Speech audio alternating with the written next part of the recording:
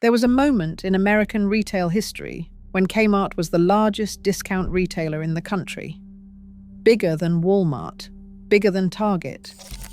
A name so familiar that it had become a verb, a punchline, and a cultural landmark all at once. Blue light specials, layaway counters, popcorn at the entrance, and a particular smell that anyone who grew up in the 1970s or the 1980s can still conjure without trying. Then, over the course of 2 decades, it fell apart. Not quickly and not cleanly, but steadily, and then all at once, in the way that large things tend to collapse when the foundation has been quietly failing for years.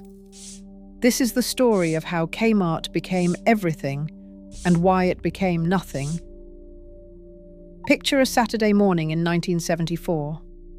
Your mother has a list. It covers everything from dish soap to school supplies to a new pair of jeans for your brother who has outgrown the last pair in the space of a single summer. One store will handle all of it. You pull into a parking lot the size of several city blocks, already half full at 9 in the morning, and walk through a set of glass doors into a space so large that the far wall is barely visible. The smell hits you immediately. Popcorn from the snack bar just inside the entrance, mixed with something synthetic and industrial. The particular atmosphere of a building that moves an enormous amount of merchandise through a high-volume HVAC system every single day. The aisles are wide and the shelves are tall, and everything is organized into departments that blend into each other without clear boundaries. Housewares becoming hardware, becoming sporting goods, becoming automotive. Your mother moves through it with purpose, pulling things from shelves, checking prices against the list, occasionally stopping to examine something she had not planned on buying, but which turns out to be exactly what she needed. In the center of the store, a voice comes over the PA system, unhurried and specific. Attention Kmart shoppers. There is a blue light special in aisle 7. A rotating blue police light on a tall pole has appeared somewhere in the store, marking a display of something drastically reduced for the next 15 minutes only. People move toward it, not rushing, but moving with intention. The blue light had created urgency out of nothing, a small theatre of scarcity in the middle of an ordinary Saturday morning. You leave 2 hours later with a full cart and a receipt longer than your arm. Everything on the list is accounted for. A few things that were not on the list have made it in anyway. That was the design. Kmart didn't begin as Kmart. It began as Kresge. Sebastian Sparing Kresge opened his first 5 and dime store in Detroit in 1897, selling nothing for more than a dime, a format he borrowed and refined from Frank Woolworth's already successful chain.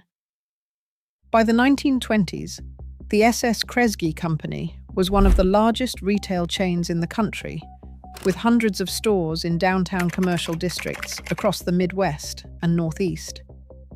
The lunch counters inside those stores were part of what made Kresge a genuine institution. You went there for the merchandise and stayed for the grilled cheese. But by the late 1950s, the Kresge leadership could see what was happening. Downtown foot traffic was declining. The American population was moving to the suburbs and taking its spending with it. The 5 and dime format, built around low prices and pedestrian access, was losing its footing as the geography of retail shifted toward the highway and the parking lot.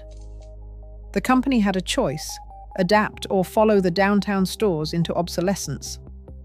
Harry Cunningham, who became president of Kresge in 1959, had spent 2 years traveling the country studying the emerging discount retail format before he took the job.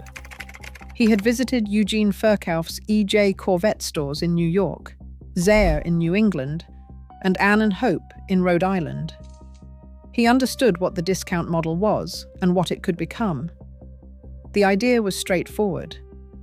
Take the variety store format, scale it up dramatically, operate on thin margins and high volume, put it in the suburbs where the parking was free and the customers were, and sell everything cheaper than the department store down the road. The first Kmart opened on March 1st, 1962, in Garden City, Michigan. It was 75,000 square feet, enormous by the standards of the day, and it opened to lines around the building. Within a single year, Kresge had opened 17 more. By 1966, there were 162 Kmart stores, generating more than $1 billion in sales. The company had found its format, and it was moving fast.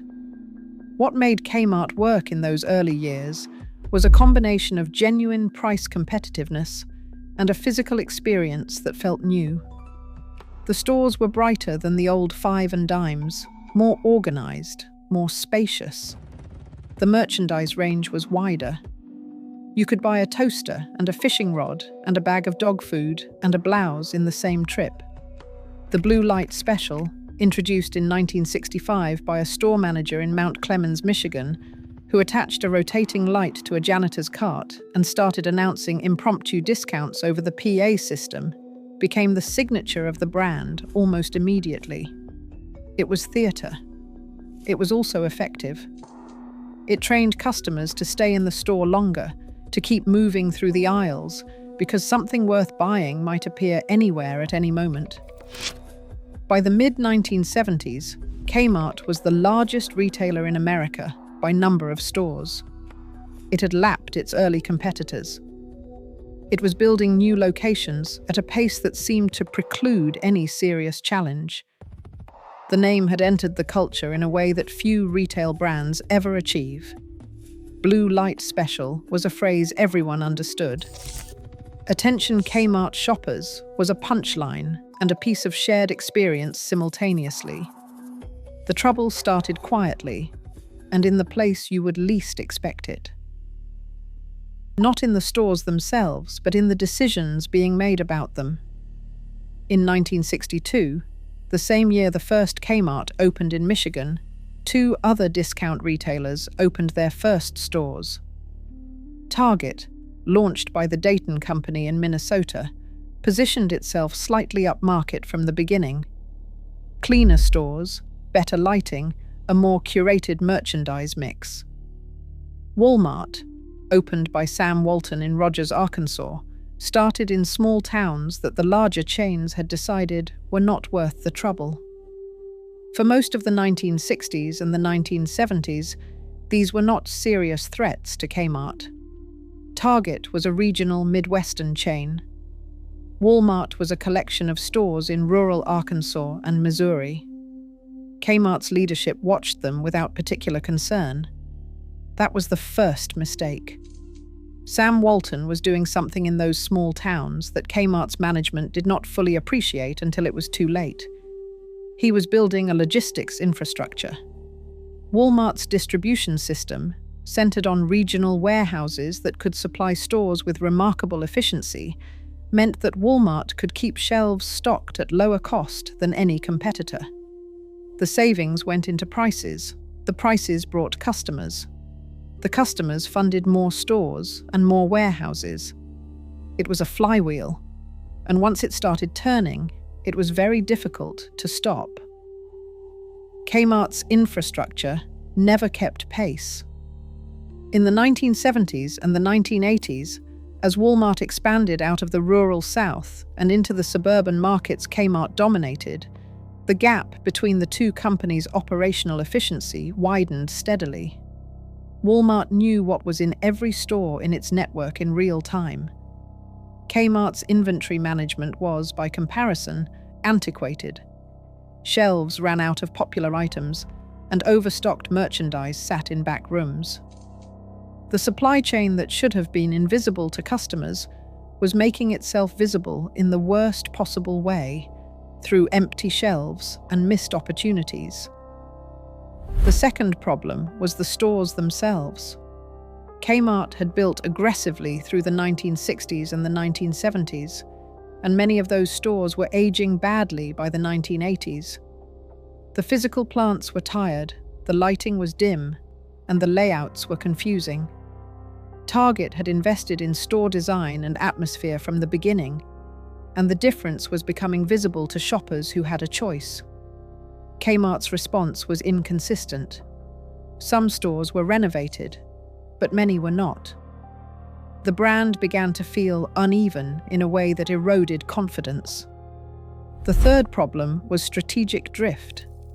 In the 1980s, Kmart's leadership made a series of acquisitions that pulled the company's attention and capital away from its core retail operation. It bought Walden Books, Builders Square, Sports Authority, Office Max, and Payless drugstores. The logic was diversification, a hedge against the volatility of discount retail. The result was a conglomerate running multiple retail formats, none of them as well as a focused competitor could be. While Walmart obsessed over logistics and inventory, Kmart was managing a portfolio. By the early 1990s, the symptoms were impossible to ignore. Walmart surpassed Kmart in total sales in 1990, a crossover that the business press treated as a milestone and Kmart's leadership treated as a temporary condition. It was not temporary. The gap widened every year. Target was pulling away on the other side, attracting customers who wanted low prices, but also wanted an experience that did not feel like a compromise. Kmart tried. Through the 1990s, it attempted multiple turnarounds. It sold off acquisitions, it renovated stores, it hired new executives and announced new strategies.